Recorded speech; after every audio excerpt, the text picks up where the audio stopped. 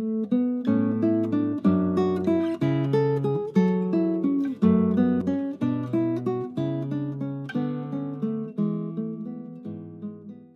nome do Pai, do Filho e do Espírito Santo. Amém. Pai nosso que está no céu, santificado seja o vosso nome, venha a nós o vosso reino, seja feita a vossa vontade, assim na terra como no céu. O pão nosso de cada dia nos dai hoje. Perdoai-nos nossas ofensas, assim como nós perdoamos a quem nos tem ofendido. Não nos deixeis cair em tentação, mas livrai-nos do mal. Amém. Muito bem. Pessoal, vamos lá. Nós estamos falando, a nossa proposta hoje é conversar um pouco sobre o problema de Moisés. Mariana, Dilza, bem-vindas. Bem, vamos nos situar na história, vamos nos colocar dentro da história. Nós terminamos o texto da semana passada e a live da semana passada com a chegada da família de Jacó, não é? Jacó já idoso, chegando no Egito. Francimélia, boa noite. Quando teve aquela questão da fome e José se torna governador do Egito e traz então todos os descendentes de Abraão para o Egito, já eram coisas de 70 pessoas. Pois bem, e naquele momento da história, José, um hebreu, um israelita, é uma espécie de super-herói no Egito, porque ele tinha interpretado o sonho de Faraó, ele tinha proposto uma solução para o problema da administração daquele período de abundância e aquele período de escassez. Então ele gozava de muito prestígio junto à família do Faraó, junto à administração do Egito, e por isso ele até pôde trazer sua família para viver no Egito. Mas entre aquele capítulo final do livro do Gênesis e o capítulo 1º do livro de Êxodo, né, essa virada do livro de Gênesis para o livro de Êxodo, tem um período de 430 anos. Então preste atenção, isso é uma coisa que passa eventualmente batido na nossa leitura bíblica. Então eu estou lendo a Bíblia, né? Eu estou lendo a Bíblia ali e a partir do capítulo 12 eu tenho uma sequência de 4 gerações, em que eu vou lendo de uma maneira assim um tanto, vamos dizer, num desenrolar bastante lógico. Eu tenho Tarcísio, bem-vindo, Silvani, Gelzinho. Então vamos lá. Eu tenho ali a geração de Abraão. Abraão é chamado a seguir a Deus. Depois Abraão tem um filho que é Isaac. Isaac se torna adulto, se casa com Rebeca. Depois tem Esaú e Jacó. Jacó tem aqueles incidentes todos, se casa com Raquel. Tem as outras esposas, tem os vários filhos. Então eu tenho uma cadência, não é, que vai fluindo. Quando eu chego no final do Gênesis e passo para o livro do Êxodo, eu só preciso lembrar disso. Entre o livro do Gênesis e o livro do Êxodo, eu tenho um salto de 430 anos. O que acontece? Com a morte de José, e depois, provavelmente, claro, a morte daquele faraó, que foi tão benéfico para José, e os governos egípcios que se seguiram, todo aquele heroísmo de José, toda aquela boa relação com os israelitas no Egito, vão acabar. E num determinado momento, por conta do aumento do número de filhos por parte dos israelitas, o governo egípcio vai ver os israelitas como uma ameaça do futuro. E aí eles começam a pensar, esses israelitas estão crescendo demais. E por crescerem demais, isso está ali no livro de Êxodo, logo no capítulo 1, verso 7, você tem um problema de uma possível ameaça à estabilidade no Egito. Então, o que eles fazem? A primeira ideia do pessoal do governo do Egito é tentar minimizar esse problema. Como? Reduzindo esse povo à escravidão, escravizando os israelitas que estão no Egito. Essa escravização vai durar quase que esses 430 anos todinho, né? Ângela, seja bem-vinda. Então você vai ter um período de escravidão. Inclusive, essa escravidão é interessante porque no texto da Bíblia, nesse início da Bíblia, o que vai acontecer? Eles falam especificamente lá que os judeus, o autor do Êxodo vai dizer que os judeus, os israelitas, foram escravizados para construir a chamada cidade armazém de Ramsés. O fato de ter esse dado histórico no livro de Êxodo vai permitir aos estudiosos comparar essa narrativa do capítulo 1 de Êxodo com a história do Egito. E se sabe, por conta da história do Egito, pela leitura daqueles hieróglifos, que é aquela linguagem bastante complicada que se tem lá nas construções egípcias, que essa cidade de Ramsés, no delta do Nilo, deve ter sido construída ali entre 1290 e 1224. Então é exatamente o período que Moisés vai conversar com o faraó. Esse dado de 1290 a 1224, como uma possível data de saída dos israelitas do Egito, vai combinar muito perfeitamente com a cronologia histórica de Israel, e isso vai nos dar uma certeza de acerto da Bíblia. Por quê? Porque nós sabemos que o período dos juízes, que é o período que nós vamos estudar após o Deuteronômio, após a chegada na Terra Prometida, o período dos juízes vai levar mais ou menos uns 180, uns 150 anos. E depois, o período de reinado de Saul é de 40 anos, e aí vem Davi. Davi é rei no ano 1000 a.C. Então, o fato de o livro de Êxodo dizer, olha que interessante, que os judeus, os israelitas, são escravizados para construir, dentre outras, a cidade de Pitom, e isso acontece entre 1290 e 1220, isso vai casar exatamente com a sequência histórica dos períodos subsequentes, isto é, do Êxodo, da fixação na terra, do período dos juízes, do período inicial da monarquia, até o reinado de Davi do ano 1000. Não é que nós, estudantes da Bíblia, precisemos da história geral para confirmar a nossa fé de que a Bíblia é inspirada por Deus. Não, nós não precisamos necessariamente disso. Mas é muito interessante quando verdades históricas tidas por verdadeiras, ou notícias históricas tidas por verdadeiras dentre os historiadores, vêm confirmar o que diz as Sagradas Escrituras. Então, voltando ao nosso tema.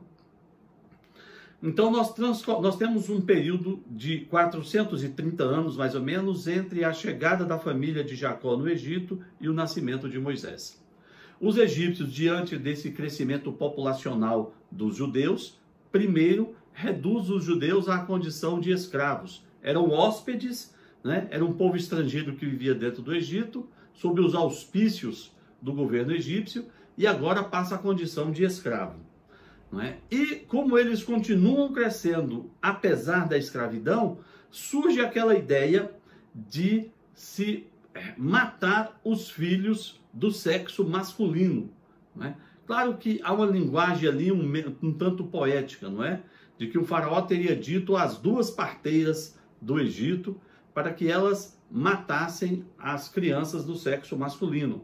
E elas dizem que elas não conseguem fazer isso porque as mulheres israelitas, elas são muito ágeis no processo de dar à luz. Então, quando as parteiras chegam, elas já deram à luz, elas já tiveram seus filhos. Ainda que isso seja uma linguagem cifrada, o que está por trás disso é que houve uma tentativa, não é, de uma espécie de genocídio. Isso aí é um genocídio, que é uma matança em série de um determinado gênero da humanidade, de uma determinada etnia da humanidade. Ou seja, o governo egípcio está tentando matar todas as crianças do sexo masculino nascidas no Egito naquele período, né? Praticando aí uma espécie de genocídio. né? Um genocídio das crianças do sexo masculino. Então, o que acontece? Isso vai ser para a gente uma espécie de prefiguração de um evento que vai acontecer no nascimento de Cristo. São Mateus conta que o rei Herodes, que reinava em Israel quando Jesus nasceu, ele tem a sua atenção chamada por aqueles reis magos que vieram adorar o menino Jesus, mas ele pede aos reis magos que lhe indiquem o lugar, assim que encontrarem Jesus, Maria e José, que lhe indiquem o lugar para que ele vá adorá-lo. Mas, na verdade, o Herodes, que é um rei fantoche, porque quem dominava toda aquela área, todo o mundo da época era o Império Romano, mas o Império Romano mantinha Herodes lá como uma espécie de um rei fantoche, ele não quer, obviamente, adorar o menino Jesus. O Herodes quer matar o menino Jesus. Ele quer matar o menino Jesus porque ele está gostando da ideia de ser rei, mesmo sendo um fantoche, e ele quer perpetuar-se no poder, né? E ele sonha um dia em ser rei efetivo. Então, ele pede isso falsamente aos reis magos. Os reis magos são avisados em sonho por um anjo, e eles voltam para a terra deles por outro caminho. Herodes fica enfurecido quando ele descobre que os magos não lhe deram a notícia de onde estava o menino Jesus. E aí ele manda matar todas as crianças com menos de 2 anos. Todas as crianças com menos de 2 anos, né, as crianças do sexo masculino. É a chamada matança dos inocentes. Nós celebramos essa memória dessas crianças logo depois do Natal, né, se não me engano, no dia 28 de dezembro, que é porque dia 26 é Santo Estevão, 27 é São João, então deve ser 28 de dezembro, nós celebramos a memória desses santos inocentes. E veja que interessante, veja que como essa história da matança das crianças no Egito, 1.200 anos, é uma prefiguração da matança dos inocentes pelo nascimento de Jesus. Então Herodes manda matar as crianças para tentar com isso matar o menino Jesus. E aí o anjo aparece a José em sonho e manda José e Maria fugirem dali da região de Belém, de Nazaré, para escaparem da matança promovida por Herodes. E para onde José e Maria vão? Para que lugar do mundo eles vão? Eles vão para o Egito. Olha que interessante. Eles vão para o Egito. O mesmo Egito que 1.200 anos quis matar crianças para atingir, dentre outros, o próprio Moisés, que era uma prefiguração de Cristo. Você entende como as coisas se casam perfeitamente? Não é? Moisés é uma criança nascida no Egito e o faraó, o rei do Egito, promove uma matança de inocentes para dizimar aquela população. Mas Moisés é preservado. E Moisés, mais tarde, quando adulto, vai se tornar o quê? O libertador daquele povo do Egito. No caso de Jesus, ele nasce, o rei de sua época, o rei Herodes, tenta matar todas as crianças para atingir Jesus. Jesus vai justamente para o Egito, que era a terra do faraó e a terra de Moisés. Para mais tarde, o que acontecer? Jesus voltar do Egito e fazer com o mundo todo, com toda a humanidade, o processo de salvação e de libertação, assim como Moisés fez o processo de salvação e de libertação do povo israelita que estava no Egito. Entende? Como esse momento da vida de Moisés é uma prefiguração da vida de Cristo. A Igreja Católica nos ensina a ler o Antigo Testamento dessa forma. Nós lemos o Antigo Testamento para ver ali de forma velada a revelação de Cristo. Nós não podemos, infelizmente eu não me lembro do nome, mas você está aqui na live, uma pessoa me mandou uma pergunta que eu vou responder mais tarde sobre um texto bíblico, e eu já lhe adianto, nós não podemos ler o Antigo Testamento, nós não podemos ler o Antigo Testamento de forma literal, porque o Antigo Testamento é, na verdade, uma chave, não é uma grande prefiguração da revelação de Cristo. Mas continuando, Moisés, então, é preservado e ele é colocado no cesto, é colocado no rio. A sua irmã Miriam fica de vigia, de guarda dele, e ele é encontrado pela filha do faraó, que está ali se banhando com as suas damas de companhia, com o seu séquito, com as suas, né, companheiras. E ela encontra José e se encanta com aquele menino, e então ela resolve ficar com ele. E ela fala, bom, mas eu preciso de um babá, porque ele é recém-nascido. E nisso aparece Miriam, a irmã de Moisés. Ela pede a Miriam para encontrar uma babá para Moisés. E a Miriam vai buscar quem? Exatamente a mãe dela, a mãe de Moisés. Então Moisés tem como babá a sua própria mãe biológica. A mãe biológica de José nada mais é do que a sua babá. É como se, na cabeça da filha do faraó, José não é filho de Joquebede. José é apenas um adotivo, Joquebede é apenas a sua babá, né? Joquebede cuida de Moisés. Joquebede aí é também uma prefiguração de Nossa Senhora. Quem é Nossa Senhora? Nossa Senhora é uma mulher, não é?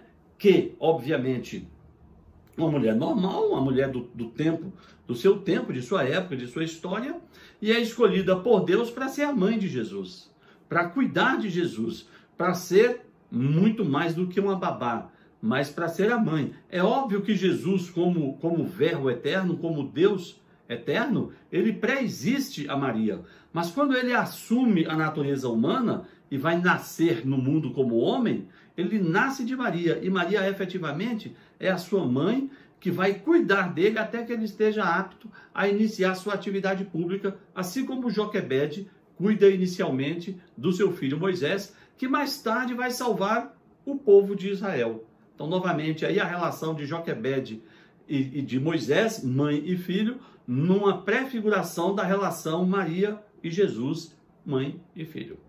Mas quando Moisés chega à idade, não um pouco mais velho, o texto bíblico não diz qual é essa idade, ele vai para ele vai para o palácio de Faraó. E ele é criado como um príncipe do Egito, ele é criado como o filho da filha de Faraó.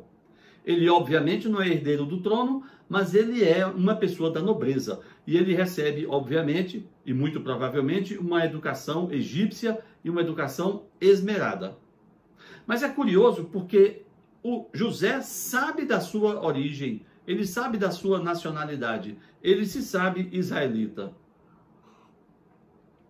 Infelizmente, as Sagradas Escrituras não conta pra gente, não nos conta, não nos informa. Bem-vinda, Paula, bem-vinda, Andressa. A Bíblia não nos informa, Flávio também, a Bíblia não nos informa de que maneira Moisés ficou sabendo que ele era um israelita. Não diz se foi a sua mãe na sua infância ou se foi a própria filha do faraó. O que importa é que Moisés sabe que ele é um israelita. E quando ele já é um homem adulto, ele sai um pouco do palácio e vai passear, vai ver os seus irmãos que estão reduzidos à condição de escravo. E lá ele vê uma espécie de um judeu que está ali gerindo alguma atividade realizada pelos escravos israelitas, e ele vê o judeu matando o israelita. Paula, Deus te abençoe. Então, o que acontece? Num momento de ira, num momento de vingança, num momento de muito ódio, diante da injustiça, de ver um egípcio matando um escravo israelita, o que acontece? Moisés, então, se lança sobre o israelita e se lança sobre o judeu, se lança sobre o... Gente, apaga tudo, por favor. Moisés, vendo um egípcio matando um israelita, ele se enfurece profundamente e se lança sobre o egípcio e mata esse egípcio. Não é? Dias depois, ou tempos depois, numa discussão qualquer, uma pessoa volta para ele e fala: você vai me matar igual você matou aquele egípcio? E aí ele percebe que ele já é uma pessoa conhecida como assassino. A história daquele homicídio já se espalhou. E o texto bíblico diz que o faraó fica sabendo e quer prender o Moisés. Moisés, então, foge do Egito. Ele então deixa a sua condição de nobreza do Egito e vai embora. Entra no deserto e vai embora. Ele vai para a região da península de Sinai e lá ele se encontra na região com os madianitas, que são também descendentes de Abraão, né? Um parentesco bastante distante. Lá ele encontra uma pessoa que invoca o Deus de Abraão, né? Um possível descendente de Abraão. Abraão teve Ismael, que teve diversos filhos, e teve também aquela esposa Quetura, que teve outros filhos. Então, lá Moisés passa a viver com esse camarada chamado Jetro, e ele se casa com uma filha de Jetro, uma mulher chamada Zípora ou Séfora, dependendo da tradução bíblica que você utilizar. Bom, o que acontece? Moisés, de certa forma, ele se desliga do povo de Israel, se desliga do Egito e fica vivendo lá na terra de Jetro, com os madianitas, durante muito tempo. Lá ele desenvolve família, tem filhos e a vida segue. Aquele passado de Moisés israelita, aquele passado de Moisés membro da nobreza egípcia, o homicídio cometido, tudo aquilo fica num passado distante. É aquela história, Moisés vira a página e vai viver a vida dele com a sua esposa Zípora ou Séfora, lá com Jetro. Enfim, nesse tempo, então, o que acontece? O povo que continua escravo, não é? Quem chegou depois? Só uma frase importante que eu disse no início. Gente, entre o capítulo 50 do livro de Gênesis e o capítulo 1 do livro de Êxodo, sabe, a virada de página de Gênesis para Êxodo tem um transcurso de tempo de 430 anos. Então você termina Gênesis, salta 430 anos no tempo para começar Êxodo. Esses 430 anos, a maior parte dele, o povo de Israel esteve no Egito escravizado. Porque aquele faraó que tinha José como um grande herói, todas aquelas gerações já tinham morrido. E esse clamor do povo subiu até Deus, não é? Obviamente Deus se compadeceu e Deus vai a Moisés lá na terra de Madiã e vai dizer a Moisés, olha, o clamor do Egito chegou até mim. Então eu quero que você vá até lá e você liberte aquele povo, diga a Faraó para aquele povo sair do Egito, deixar a condição de escravo, para eles me adorarem no deserto e eu vou levá-los até a terra de Canaã, que é a terra que eles terão por herança. Agora, como é que Deus fala a Moisés? É a grande teofania da sarça ardente. Moisés estava pastoreando os rebanhos do sogro dele, Jetro. Como eu disse, Moisés já estava vivendo uma vida totalmente independente daquele passado egípcio, israelita. Ele estava na região do Monte Sinai, na península do Sinai, pastoreando as ovelhas, e ele teve uma teofania, uma manifestação milagrosa de Deus. Como?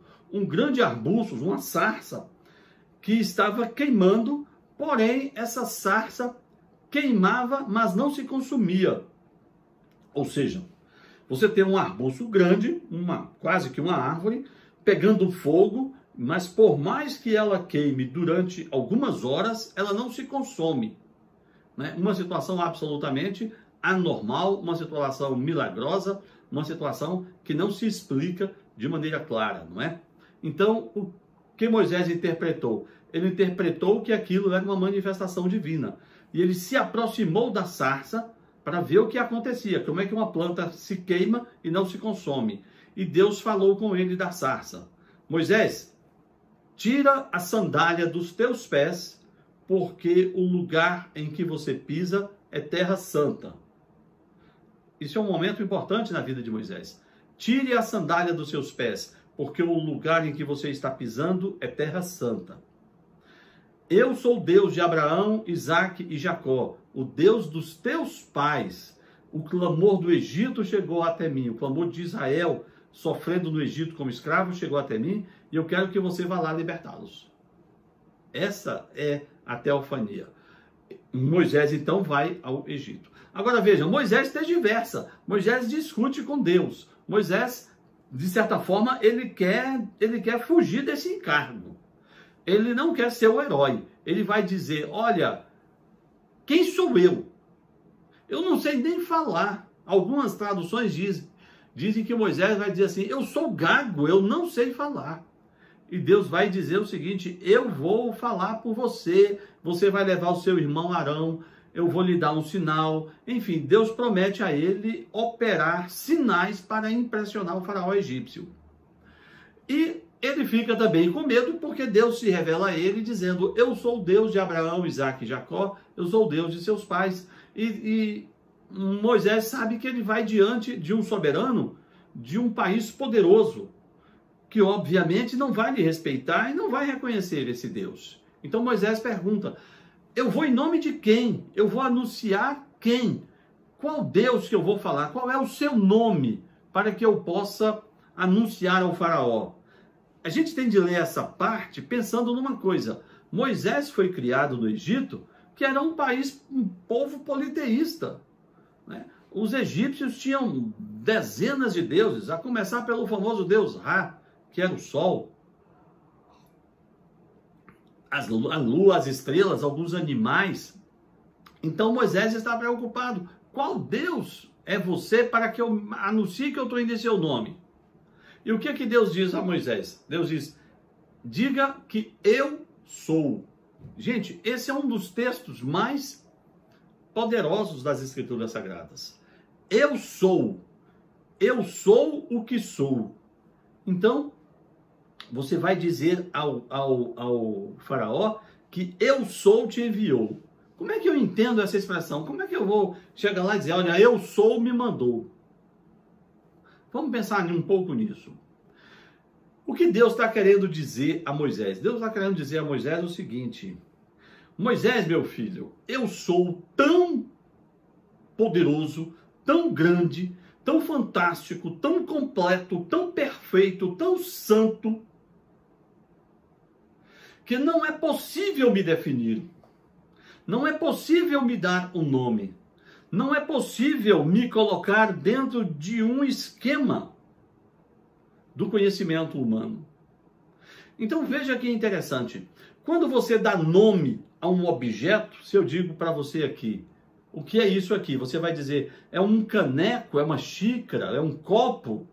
Você, ao dar nome a esse objeto, você está definindo um objeto. Ele tem forma, ele tem tamanho, ele tem peso, ele tem uma utilidade que é, não é, conter líquido para você beber. É algo definido, é algo que tem começo, tem meio e tem fim.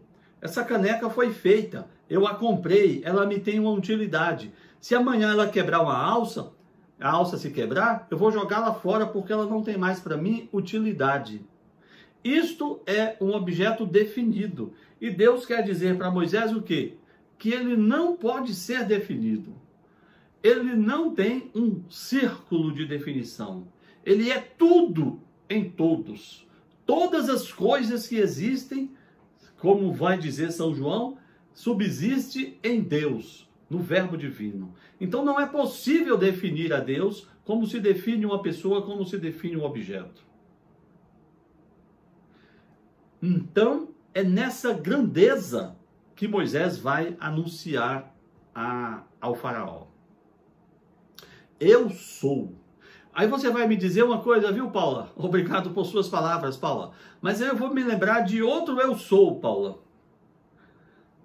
Olha como são as coisas interessantes, né? Na véspera da morte de Cristo, naquela hora da última ceia, quando Jesus está na última ceia com os seus apóstolos, conversando com eles, dando as últimas instruções, porque em algumas horas, ainda naquela noite, no Getsêmani, ele será preso e no dia seguinte ele será julgado e condenado à morte. Naquele momento, Tomé diz assim, Jesus fala, eu vou para o Pai. E Tomé diz, Senhor, mostra-nos o caminho. Jesus diz, eu sou. Bem? eu sou o caminho, a verdade e a vida. Eu sou. É o mesmo Deus que diz a Moisés 1200 anos antes. Eu sou, Moisés. Eu sou te enviou. E quando o nosso amigo Tomé pergunta, mostra-nos o caminho, Jesus diz, eu sou o caminho. Tudo existe porque existe em mim. No dia seguinte, gente, menos de 12 horas depois dessa conversa com os discípulos, menos de 12 horas, Jesus está diante de Pôncio Pilatos, o poderoso governador da Judéia, representando o governo de Roma. E Jesus diz a Pilatos, eu vim falar da verdade. Então Pilatos vai e diz a Jesus o quê? Pilatos era romano, né? Pilatos diz, quid est veritas? O que é a verdade? E Jesus não responde a Pilatos. Por que Jesus não responde? Isso é emocionante demais, isso é forte demais. Jesus não responde porque ele é a verdade. Ele está ali diante de Pilatos, ele é a própria verdade. Ele é a própria verdade. Então é tão evidente que ele não precisa falar. Tempos depois, 400 anos depois, o jovem, no ano 400, 390, por aí, 400 na nossa era, 400 e pouco, o jovem orador da corte romana, Aurélio Agostinho, vai ter uma discussão com o bispo de Milão, que é Santo Ambrósio, e num determinado momento, Agostinho desafia Ambrósio, faz o mesmo desafio que Pilatos fez a Jesus. Agostinho, ainda não cristão, pergunta a Ambrósio se é possível conhecer toda a verdade. E Ambrósio vira para ele, Ambrósio diz assim, Agostinho, meu jovem inteligente e genial, a verdade não é um conceito, a verdade é uma pessoa. Jesus, o Filho de Deus. E só isso importa.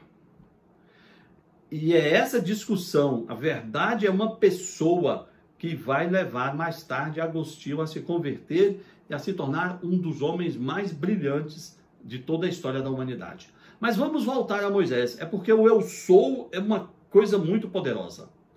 Eu sou é o que Deus diz a Moisés. Eu sou o caminho, a verdade e a vida. É o que Jesus diz aos apóstolos. Então, a grandeza de Deus não lhe permite definir. Mas aí tudo bem. Vai Moisés ao faraó. E aí nós temos todo aquele embate com o faraó. Obviamente o faraó do Egito não vai responder e aceitar Moisés, nem Moisés em nome de Deus e nem libertar os egípcios. Então, nós teremos um episódio que é o episódio central do livro de Êxodo, nessa parte inicial, que são as 10 pragas do Egito. As pragas, como a gente sabe, pela sequência, as águas são transformadas em sangue. Depois disso, nós temos uma praga de rãs. Depois disso, nós temos uma praga de mosquitos. Em algumas traduções da Bíblia, algumas edições diz mosquito, em outras são piolhos. Depois nós temos uma praga de moscas. Depois nós temos uma praga da morte de animais. Depois nós temos uma praga de úlceras. Mais adiante nós temos uma praga de pedras e saraiva e fogo, que poderíamos traduzir como meteoritos. Depois uma praga mais voltada para a agricultura, que é uma praga de gafanhotos. Depois 3 dias de trevas e depois a morte dos primogênitos. Né? Claro, se nós fôssemos e tivéssemos umas 3 horas, nós podíamos falar dessas pragas isoladamente, cada uma isoladamente. Mas o que nos importa no conjunto dessas pragas é você entender o seguinte. Eu recebi um pedido para eu falar sobre um tema que parece um tanto estranho em relação a essas pragas. Já no Egito, quando Moisés tem a primeira entrevista com o faraó e o faraó não liberta o povo, inclusive o Arão, irmão de Moisés, faz um sinal diante de faraó, que é jogar a sua vara no chão, essa vara se transforma numa serpente, mas os bruxos e magos de faraó fazem a mesma coisa e as varas deles também se transformam em serpentes, não é? Numa espécie de magia muito esquisita, mas a serpente, resultado da vara de Arão, acaba comendo, consumindo, devorando as serpentes dos magos de faraó. Isso é muito curioso. Não é praga não. Não vivemos uma praga não. A praga é algo muito mais complexo. Então, o que acontece? O faraó não aceita libertar o povo. Mas aí Deus vai dizer a Moisés uma coisa bastante complicada, que é a pergunta que uma pessoa me mandou hoje, que é a seguinte. Deus diz: Moisés, eu vou endurecer o coração de faraó para que ele não liberte o povo, para que então eu mostre o meu poder ao povo. Veja só. E aí a pessoa pergunta, como é que eu vou entender essa história? Deus teria sido um Deus sádico? Ou seja, Deus, no exercício do seu poder, endureceu o coração de faraó, fez o faraó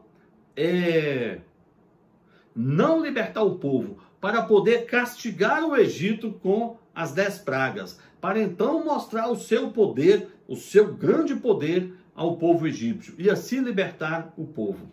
Será que eu posso fazer a leitura dessa forma literal? Não posso. Não, Deus não foi sádico. Não, Deus não usou o faraó nem o povo egípcio como joguete, como peças de um tabuleiro para ele jogar o xadrez dele e libertar o povo do Egito. Nós temos de entender a leitura do Antigo Testamento, certo? Vamos lá.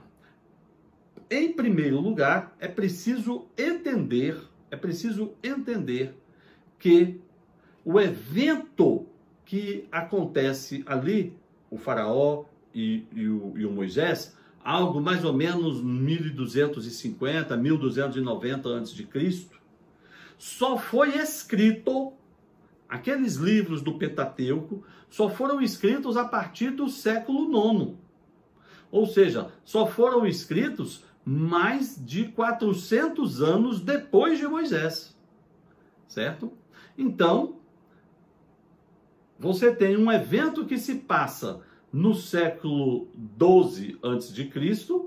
e você tem a escrita desse evento no século VIII depois de Cristo. Então você tem uma margem de 400 anos. Certo? E algumas partes do Pentateuco só serão escritas 800 anos depois de Moisés. E muitas vezes, quando se escreveu textos do Antigo Testamento, esses textos foram escritos em momentos de crise. Então, era preciso, na hora de se escrever os textos, inserir alguns elementos que pudessem dar um ânimo ao povo. Então, em alguns momentos se usou uma linguagem antropomórfica, isto é, o escritor sagrado usou uma linguagem tratando Deus como numa forma humana, não é? Quando fala assim, e Deus se lembrou do povo do Egito, e Deus ficou irado, e Deus se alegrou. Veja, esses sentimentos, ficou irado, essa situação lembrou-se, essa situação esqueceu. Deus não padece dessas situações. Deus não fica irado e Deus não fica feliz. Deus é pleno em si mesmo. Deus é puro amor. Não existe a possibilidade de um de nós, com todo o nosso esforço, mudar o humor de Deus, mudar o status de Deus. Vocês estão entendendo?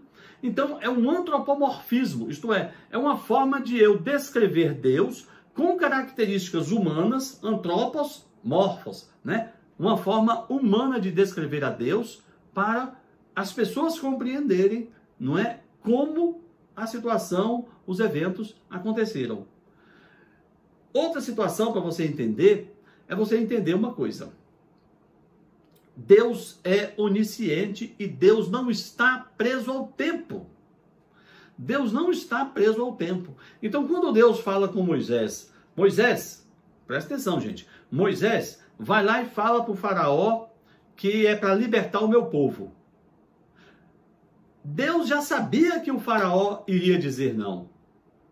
Deus já sabia que o faraó ia se negar. Agora, como é que Deus vai dizer para Moisés, no século 12 a.C., que ele não está preso na relação de tempo? Sim, Viana, no tempo de Moisés, o ano lunar era praticamente esse nosso ano.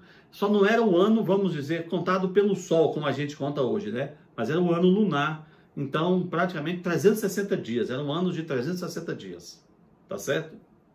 Então, vejam só. Como é que Deus vai, o escritor sagrado, vai dizer a Moisés, vai explicar para o povo, que Deus já sabia de antemão, pela sua onisciência, que o faraó iria resistir? Então, uma forma dele dizer isso é dizer que Deus vai endurecer o coração de Faraó.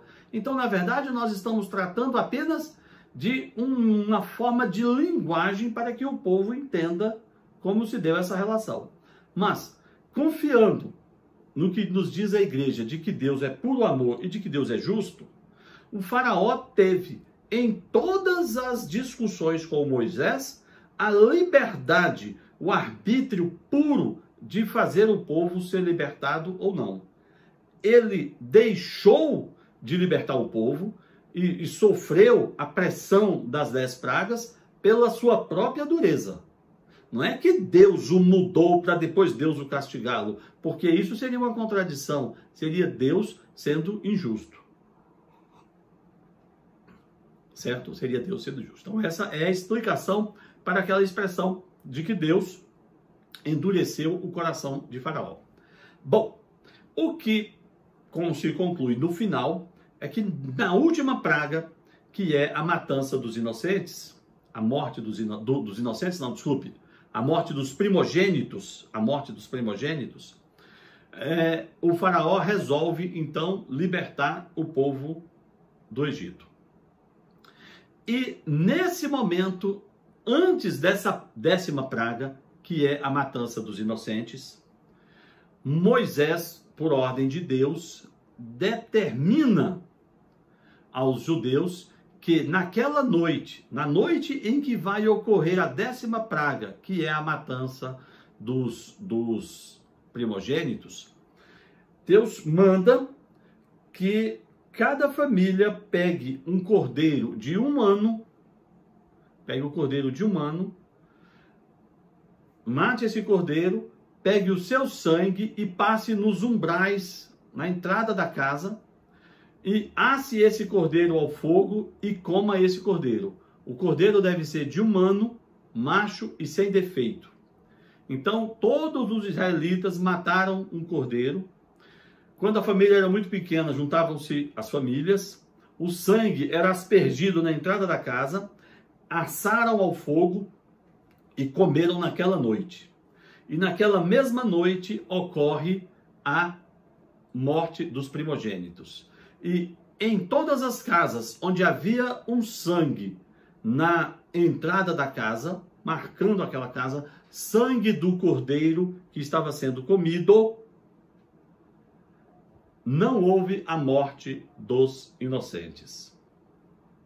Agora me digam, qual a prefiguração que nós temos aí? Quem é o Cordeiro de Deus que tira o pecado do mundo? Nosso Senhor Jesus Cristo. Como é que Jesus nos garantiu a retirada do pecado e com a graça de Deus nos dará a salvação? com a sua morte na cruz, com o seu derramamento de sangue.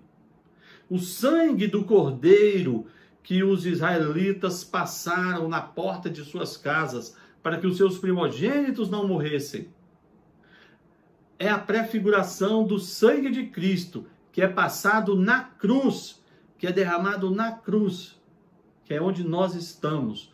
Por isso devemos estar na cruz de Cristo, porque lá é onde o sangue do Cordeiro de Deus é passado. Os israelitas passaram simbolicamente o sangue daquele cordeiro na porta de sua casa e lá dentro comeram a carne daquele cordeiro. E por isso foram salvos da 10ª praga. Nós, aos pés da cruz, temos a proteção do sangue do Cordeiro de Deus, não o Cordeiro do rebanho, o Cordeiro de Deus, do último e perfeito sacrifício, que é a cruz. E na missa, o que nós comemos na missa, gente, se não é o Cordeiro de Deus na forma da hóstia consagrada? Entenderam? A prefiguração da primeira Páscoa judaica na 10ª praga do Egito é a prefiguração da cruz, do sangue de cruz e da Eucaristia. Por isso você tem de estar na missa, por isso você tem de estar ao pé da cruz, por isso você tem de comungar o corpo, o sangue, a alma e a divindade de nosso Senhor Jesus Cristo.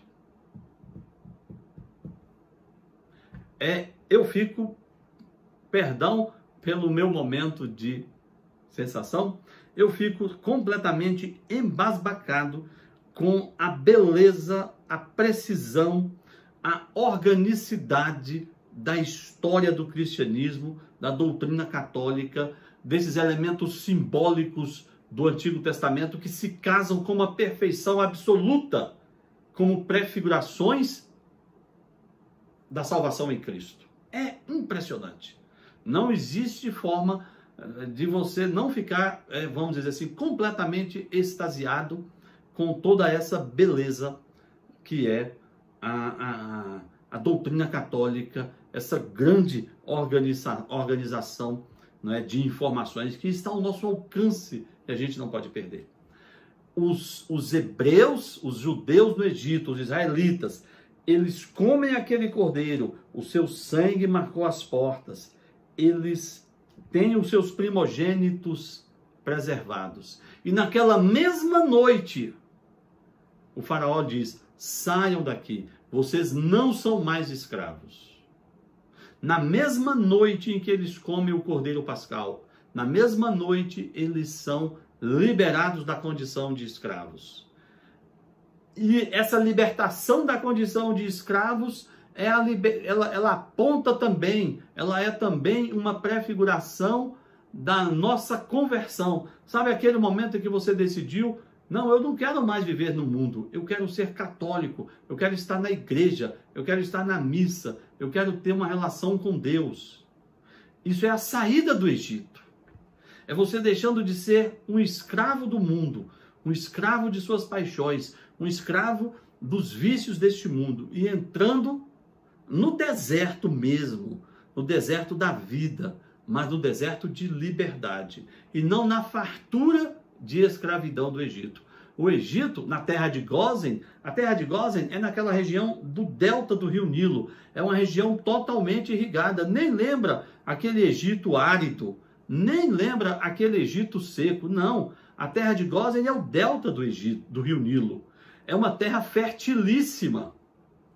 E o povo vivia lá, eles não passavam fome não, eles viviam na fartura. Só que eram escravos. E assim somos nós no mundo de pecado. Fartura de prazeres, fartura do descompromisso, fartura de ser dono de si mesmo. Mas escravo. Escravo de você mesmo, escravo dos vícios, escravo desse sistema mundial. E a saída do Egito é a saída dessa condição de escravo. É o que acontece naquele dia. Muito bem, gente. Então, essa é, vamos dizer assim, a leitura que a gente faz desses primeiros 13 capítulos do livro de Êxodo. Veja que os 13 capítulos do livro de Êxodo é a grande saída do mundo da escravidão, do mundo de pecado, para uma caminhada rumo à terra de Canaã. No nosso caso, é a saída do mundo de pecado para uma caminhada no deserto, uma caminhada da vida, rumo aos céus. O céu é a nossa Canaã, Paula. O céu é uma nossa Canaã. Podemos pensar nisso. Rapidinho aqui, a gente pode pensar no mundo em 3 dimensões, como você usou essa expressão aí. Olha só, o mundo natureza, belo e obra de Deus. O mundo humanidade, criaturas de Deus. E o mundo sistema, o sistema mundano. Sabe, quando eu falo do mundo, eu tenho essas 3 dimensões para a gente pensar. Vamos pensar nisso. Então, olha que interessante, me acompanhe mais um pouco. Se a gente voltar a ler a Bíblia na segunda-feira, nós vamos ver esse povo que sai do Egito atravessando o Mar Vermelho. Atravessando um curso de água que lhe separará definitivamente do Egito, até geograficamente do Egito. Quando você sai daquela região ali do Cairo, que é a capital do Egito, e passa pelo Mar Vermelho para a Península do Sinai, estou falando de geografia, você se separa daquela parte do Egito. Ainda que hoje o Sinai faça parte do Egito, mas eu digo naquela época, né? Então, a passagem pelo Mar Vermelho separa o povo definitivamente, geograficamente, do Egito.